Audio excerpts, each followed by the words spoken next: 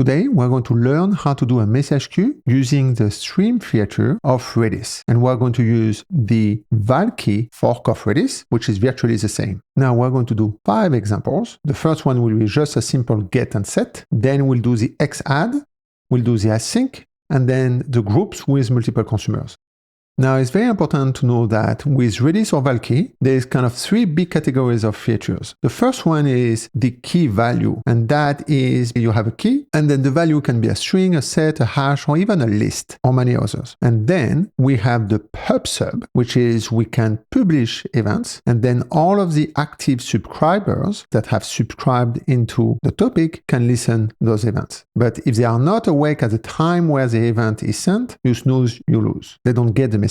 And then we have the third type, which is a stream, which is basically a full queue system where you can send messages and they are kept on the server side where consumers can read from any points onwards. And even we can create consumer groups such as multiple consumers can read from a window of those events. And that will give us a lot of power. So now let's go and see in our cargo to ML. So we have our best practice over there, XP, Valkey stream. This is what we want to learn today. And we're going to use the Tokyo for the async and the Redis. Make sure to use the latest version. And then we're going to use the Tokyo compatibility layer. And that is just for my best practice. We probably won't be using it today. Now let's reset our examples, such as we just start with the first one and we're going to start from scratch. For now, the library is going to be empty and we're just going to work on our examples over there. So on this one here, there's a couple of things that we're going to do. First, if we go to the README, and you can find the GitHub repo in the description, we have multiple things here. We can start our Docker Valkey server over there. This is just the link of this repo. And then this is the documentation over there. So what we're going to do is we're going to take that and create a new terminal.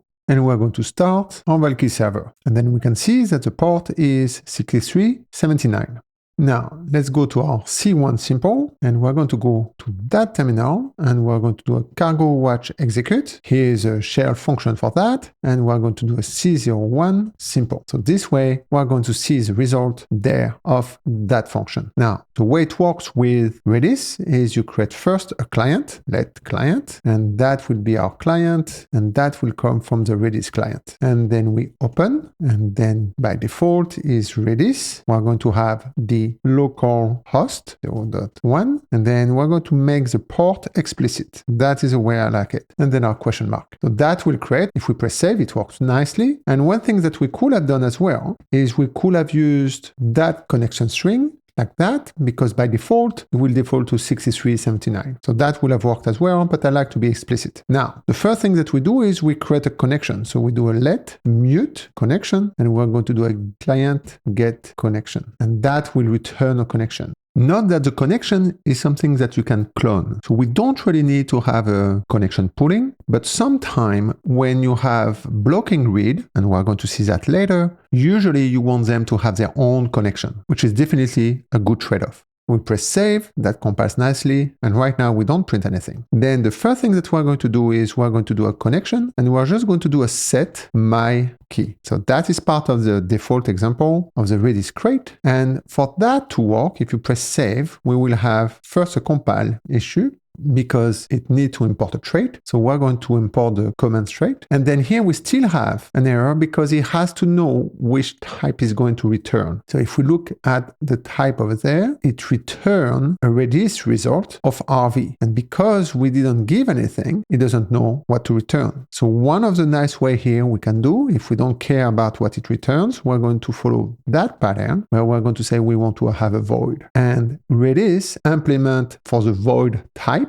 implement the from Redis value that is required by RV. So that will work nicely. Now, if we press save, we don't have any error, but we don't print anything yet. And so for that, we're going to do a let. And then this time we're going to say we want to have I32, and we're going to do a connection, get, and the my key. And that will have a question mark. So now that we have that, we're going to do a println, my key result, and then that will be our result. Press save, and then we have my key result, 42. Now if we press save again, that will be the same thing. And obviously, if we change it there, that will work nicely. So far so good. And in a way, I'm going to keep this one because this way we know that the simplest case worked nicely. So our server is all set. Now, actually, let me clean up this one here. We're going to make sure that it's very clear that that main doesn't need to be async. Press save, everything works, and we're all good. Okay, so now we can stop this one, and then we're going to create our C02 XADD, like this one. And so we have our little bootstrap over there. And now the first thing that we're going to do is we're going to have our stream name. So just a string, and we're going to name it C02. So like this, we'll have one by examples. Then we're going to add an entry, so a message into the stream. So for that, we're going to do a let ID, and it will return the ID. We're going to understand why later. So string, and then we're going to do a connection, XADD, our stream name, and then the star, which means that we let the Redis server generating the ID for us. We could create our ID, but usually you want to let the server doing it. And then we're going to give an array of tuples of name value pair. So here we're just going to use static string for this example, and it will work nicely. So the name will be Mike, and then the other tuple will be the surname will be Donovan with a small v. So that's it. So that is going to create a new entry into the stream. We press save, and then we need to make sure that we have the question mark here.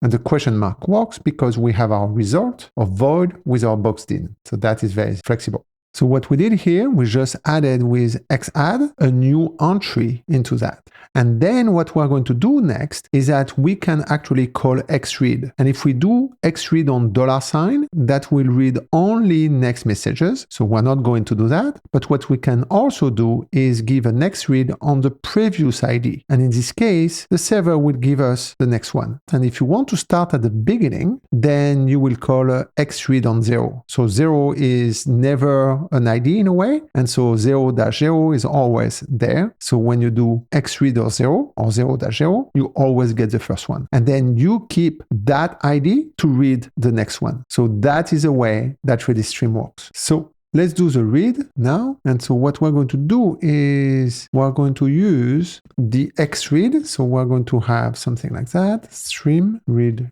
reply, and that is a Redis type. And we're going to do a connection XREAD. And now the very powerful thing about Redis or Valkey is that you can read on multiple streams at the same time. So you will do something like that where you have an array of stream names. So we're going to have stream name, and then we're going to have an array of IDs. So that is the IDs that we were talking about before. And so we're going to read it on the ID 0 to get from the first item, and then a question mark, obviously. Now, if we press save, that should compile and work nicely. And now we're going to print all of the entries, and we're going to use the result and the verbose debug. So this way, when we are going to press save, on the very top we're going to see our IDs that we just added, and then below we're going to see all of the entries, and we're going to see more than one because every time we press save it's adding one. And so the result is like that. You have the stream read reply, and then for each stream name, stream key, you have the key, and then you have the IDs, which is actually the entry. So you have stream ID with the ID like that, and then the map, and then another one with the other ID, and it's all the time the same name. Now, if we put Jen over there and we press save, that will be the last one that we have over there, will be Jen Donovan, and everybody else is going to be the Mac one. So that is pretty nice. And if we wanted to read only one, this is the way you will do it. Read only one. And so we're going to read the first one. And for that, we have an options, and it's stream read options. We build the default one, and it has kind of a builder pattern, which is count 1. So we just want 1. And then we're just going to do that one. But now we're going to do options, and we give the reference of the options. And now we are going to do a println single entry, and we're going to put it there. We're going to press save, and so we see all of our entries over there. So we have all the entries. The more we press save, the more there will be. And then we have the single entry, which is the first one, and that will be the stream C02. That is what we ask, and we have only one in the array. And if we wanted to have 2, press save, and then over there, if we go down, single entry, which is not single anymore, we have one ID here and then one there. So we're going to put it at 1, be consistent. Now, one thing that we obviously want at some point point is you either want to trim the stream. So for example, here, sometimes you are going to add a lot of data, but you don't need to keep all of them. So you can actually keep the stream live because you want the read and everybody to work, but you can extreme the beginning or having a fixed number. And so for that here, what you do is you can do something like that, extreme, and then we're going to do a let res. We can actually get use 64, I think, which is a number of items that we're going to trim. And then you do a connection, xstream. Take this one. The key is going to be our stream name. And then the length. So if you go to the type here, the length is that type. So we're going to take that. And this is an enum. And it has two variants, the approximate, the approx, and the equals. This one means that it's going to come close, but not exact. This one will be obviously exact. So typically, if you're in production, if you can get away with the approx, it's much better because it's much, much faster. So what we could do here is we're going to use an equals because we're just doing a demo here and we can do a 0. So we're going to do that, the question mark, and then we're going to do the println and we're going to do extreme count. So that is a number that has been deleted. Press save, and now we're going to see at the bottom that we deleted 9. Now, if we press save again, this is going to be much lower, obviously, because now there's only one, the one that we just added, obviously. So that is one way kind of to trim, and usually you would trim with a relatively big number. Now, one thing that you can do as well is we can delete the key. So we do a let res, and same thing, could be a use64, and then con delete. And that is actually not only for stream, it's for any key. So now I can do that there, the stream name, and question mark. So we're going to see here, del count. So now if we press save, we'll have the extreme count. So that is the number of items that has been trimmed out of the stream. And the del count here is not the number of items, is actually the key. So because we are deleting only one key, that will always be one from above. Yeah? And so this will delete the key, and that will delete the entries that are there. So the entries of the stream. So that is the way it works. Okay, so in this case, they are both one. Okay, so that is a pretty good introduction of the XADD, XREAD, and XStream and delete. And in fact, to be consistent here, this one again is not really async. So we can actually remove that and press save and everything should work exactly the same. So that's important because the next one is going to be the async one. Okay, so now let's go and create our C03 async. Let's stop our terminal and we're going to do a CWE C03 async. So far, nothing will get displayed. Now, we're going to have our C03 over there, our stream name, and then we're going to have a couple of sections here. One is going to be our writer task, and that is where we're going to write many entries. And then we're going to have our reader task, which is going to read all of these entries. And now on this one, we're going to create our connection. So like before, we're going to do a mute connection. And this time we want to do a get, and we're going to do a multiplex async connection. And that is what we're going to do right now.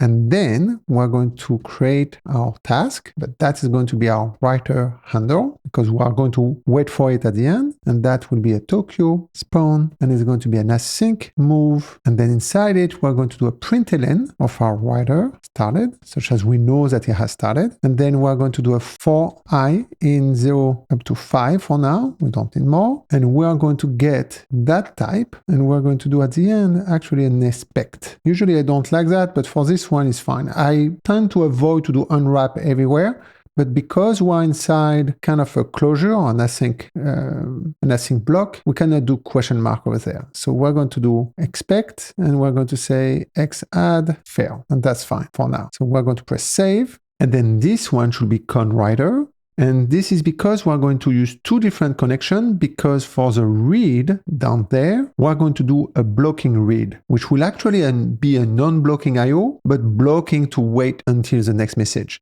And if you use the same connection for something that is blocking and something that shouldn't be, it can create issues. So typically, anything non-blocking, you can share the connection, you can clone them, and they are made for that. And then things that are blocking, and we're going to see that later, it's probably better to use a dedicated connection. So now what we need is, same as before, we need to import a trait, but this time is going to be the async. The async type command here is to have typed, but I've been using this one so far. That's been working pretty well. So now we do that, and we're going to press save. Now, if we press save, sometime and often we're not going to see it there because in fact, we are not waiting for it. So at the bottom for the task, we need to wait for them like that. So now we're going to see writer started because before it was ending before this one has a chance to get started. So now we're adding all of these entries with the val and the ID and then the index into our stream. Now we're going to print that to make sure that we say what we have printed over there. And then we're also going to sleep a little bit. And that will allow us to kind of mix and match a little bit the request, such as we can make sure that everything works nicely. So we're going to sleep between each XADD 200 milliseconds. Press save. There's going to be some things that needs to be imported over there. And then time duration. That should be pretty nice. So now we are saying here that we are adding them there, but we are not reading them. If we press again save, we're just going to add again. So now we're going to have 10 in the stream. So how we're going to do the reader now is going to be quite similar. We're going to get let mute, and that is the strategy here that I'm using, which is going to be that one. So that is another one, another connection with the same client. And then I'm going to have a reader handle, Tokyo spawn, the async code block, reader handle. Then we're going to do the same thing as before, reader started. And then here's a trick. What we want, if we remember, is we want to read first the 0, the first one, and then we're going to keep this ID, and then we're going to do an XREAD with the previous ID. And that is a way that you climb up like that. So we need to have a let mute last ID, and we're going to set it to 0-0. We could also put 0, that will be fine. We're going to do a toString on this one, and now we're going to do a loop. And that is where we're going to have our options, our stream read options, our default. And then we're going to say we want 1. So usually you take 1 at a time because you are going to do some job on it, some work. So we're going to take 1 and block 2000. I mean, obviously it depends on the use case, yeah? But in this use case, we're going to take 1 at a time. Now, the block 2000 means that our client is going to wait for 2000 milliseconds until it exits. Now, it's important to note here that since we are using await, this is not going to be a blocking call. It's going to wait, but over non-blocking I/O. And this is because Valkey and Redis support push events. And then we're going to do let result equal option of stream read reply, because it might not have one. And then we have our connection reader, and that would be our XREAD with the options. And then we're going to give it the stream name, and then the last ID, which is at the beginning, it's going to be this one. And then we're giving a reference of options. And in fact, the option here, we don't have to put it inside the loop. We can put it there. It's completely fine. So now we have this, that will be async. So we do the await, and then we're going to do the expect right now. Again, in production, I remove any expect or unwrap. And actually, even in my code, I never put unwrap. So fail to XREAD. So it's important to note here that, again, we are doing a block for 2000 milliseconds, which is 2 seconds, but it's an await. So it's on non-blocking I/O. Now, because we are blocking this connection in a way, the things that I've noticed is that it's better to have your own connection, so don't clone another one, have your own one that does the blocking, such as you don't have some weird race issues. And then the one that are not blocking, you can reuse the same connection by cloning it. And then we're going to do a if let some reply. So now if we have the reply of our result, if we have something, then for each of the stream key in our reply, so here I have the wrong type here. And so we're going to import that one. And now we're going to have our stream reply over there. So we're going to have our keys. That will be the stream key. And for each stream ID in stream key.ids. So that is the entries. We're going to do that, which is our reader. We're going to print the ID over there, and then the fields, so which is our data. And then we're going to sleep for 800 milliseconds, such as, again, we're mixing it. And then we do not forget, again,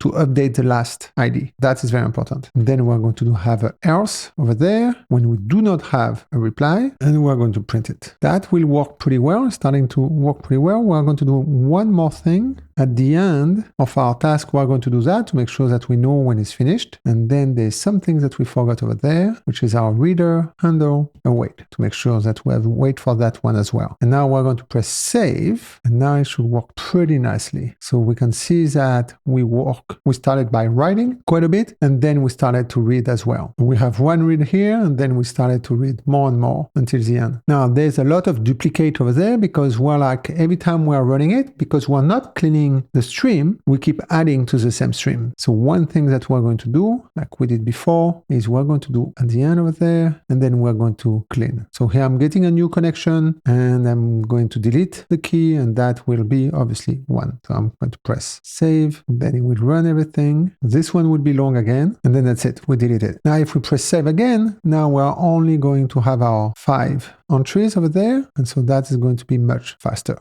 And this one is deleted. And then that's it. So now this is pretty cool. What we have is, if we go back there, we have our client, we have our stream 3, we have the writer task that is going to write from 0 to 5, 5 excluded, and then we are sleeping 200 milliseconds, and then we're going to start our reader, our worker, and then we start with the last ID at 0 to make sure we get the first item from the bottom, and then we're going to read like that.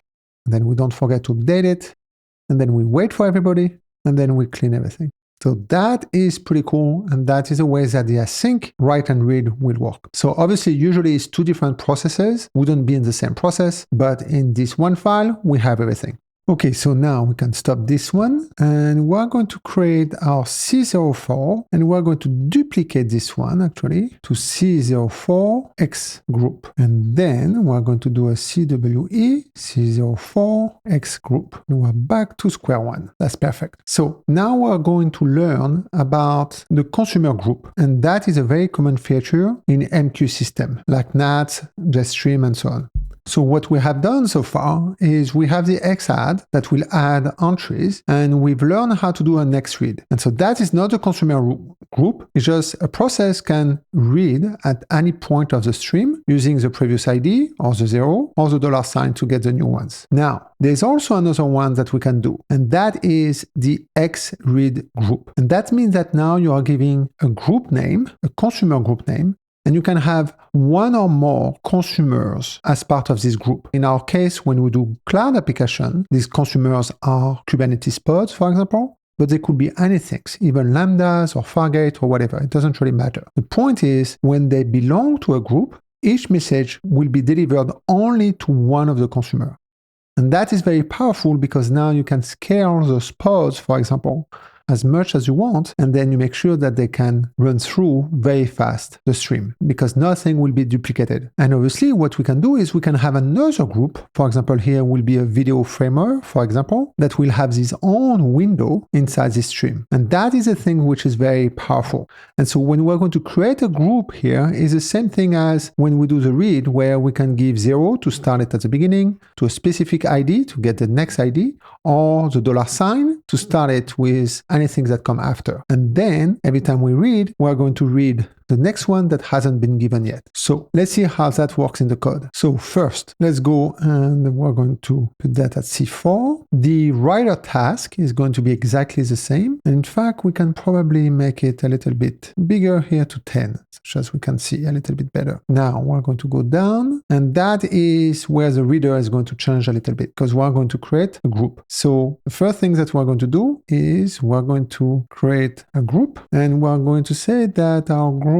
is going to be 01, and so that will be group 01. Then again, I'm going to build another connection. We could probably reuse one that we will clone from above, but right now we're just going to create a new one. So like this one, and then we're going to create our group. And here's a trick. So we're going to have a group create result, and we always need, when we do an operation with a Redis create, we always need to give a type back. So the way that we're going to do is we want the result back, result void, because we don't need any data, and we're going to let the compiler infer the error. And then we're going to have our con group 01, and we're going to do x group create, okay, stream. And then we're going to do our stream name, our group 01, and we are going to say we want to start from 0, from the bottom again. So very similar to what we had before. And we're going to do an await on this one. So we want the result here. We don't want it to fail. We don't want it to return early at this point. So we're going to press save. That will work. We won't do much for now. And the mkey stream here, so that is something I like. We wouldn't really need to do it because we already add the things above probably. But the mk stream means that when we create the group, if the stream name doesn't exist, it will create it automatically. And by the way, all of these commands here, which is methods in the Redis crate, if you go to the README, you will have them in the guide and in the documentation. So for example, this one is the xgroup create. So if we go to the documentation over there, you can do a xgroup and you will have the xgroup create. And that will give you the spec here of the things. And you can find the documentation on valkey.io or Redis is the same one.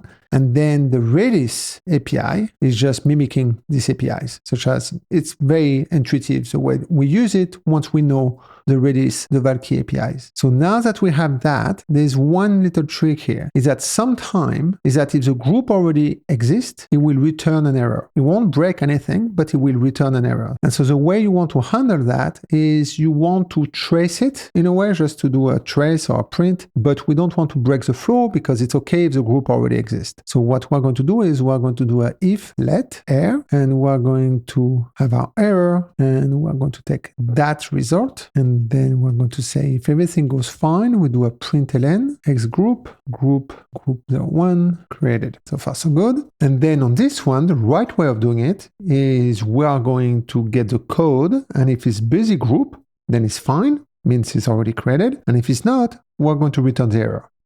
So now what we're going to do is we're going to go back to our reader. And the goal here is going to be reading from the group 01 with a consumer 01. And in fact, we're going to call it consumer G01A. And that will be for later. It will be simpler. And so in our spawn now, what we're going to do is we're going to do a let consumer, and it's going to be our consumer group 01A. Then later we'll have multiple consumers. We're going to be started, and we're going to put our consumer over there.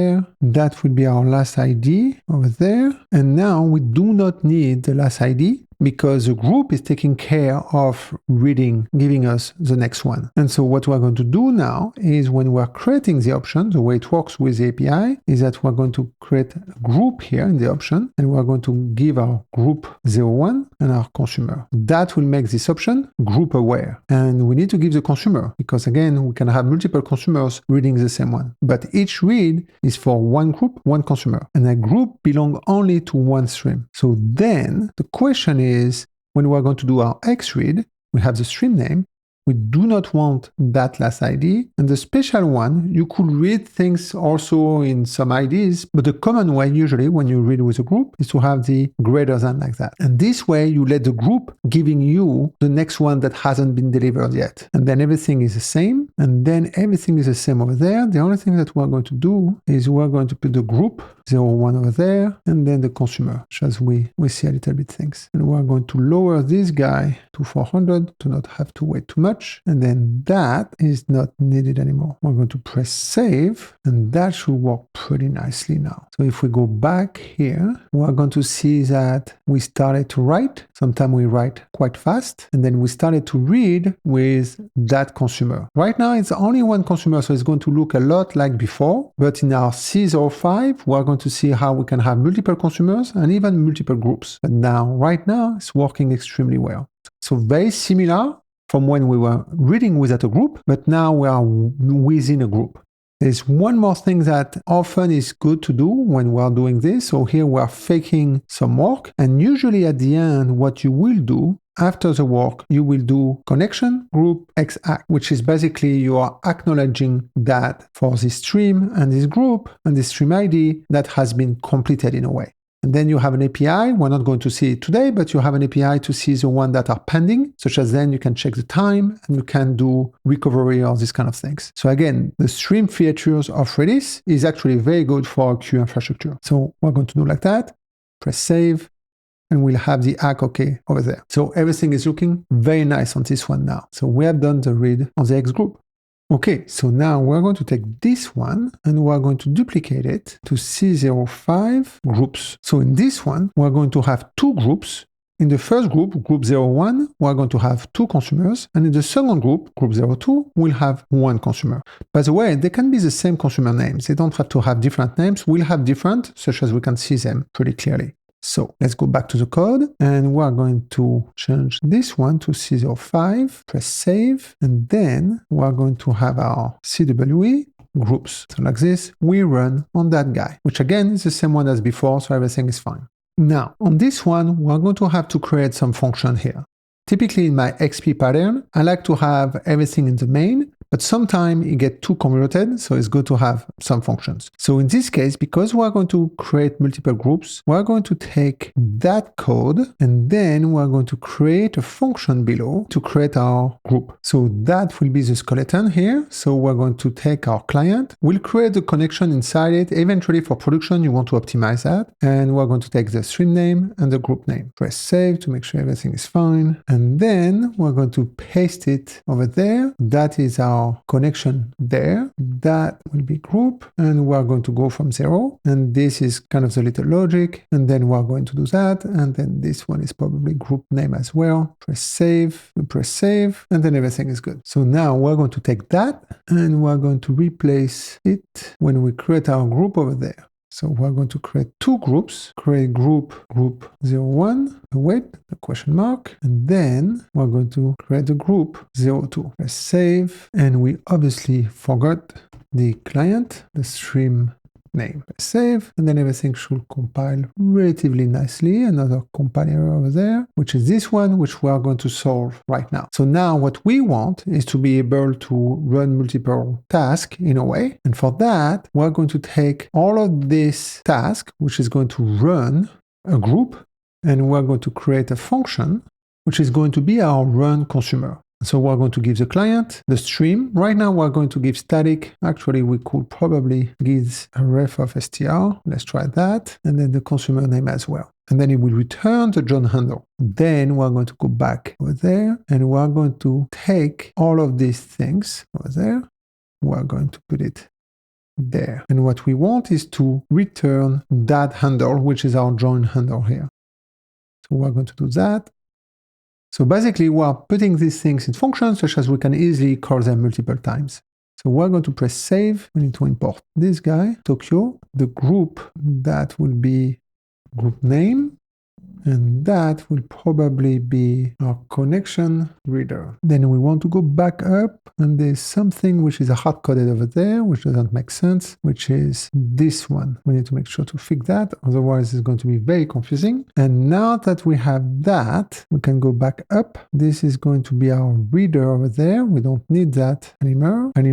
We're going to do run consumers. And here's the consumers we are going to write. The first one is group 1A, group 1B, group 2A. And that's group 1, that is name, A, B, and then 02A. So like that, that will make sense. Now, we don't have that reader anymore. And what we have is those two guys. Press save, and everything compiles nicely. And now we're going to go back up, and we're going to see. We start, the writer is starting, already writing some stuff. Then we have the group 1, the group 2 created. We start the consumer G01A, and then it's starting reading, and then we have the other one starting also on group 2, and then we can see that things are getting on group 2, but then group 1 never read twice the same, and the same one, group 2 never read twice the same. Even if in group 1 we have two consumers. So here they alternate, and they read the next one all the time. And so that is super powerful again, because when we are going to work in a cloud environment or in any distributed environment, what we're going to be able to do here is we just scale those guys, and as long as they use the same group name, they won't work on each other, and they will be able to crank more work. And that is a key to make your cloud system scale very nicely in a very low complexity. Okay, so with that, I think we did quite a bit today, and that should give a good overview of the stream feature, the message queue of Redis or Valkey. Hopefully you like this episode. Feel free to like and subscribe below. Also, feel free to join the channel. We have office hours, and when you have early access, you will have early access to those videos. Until next one, happy coding.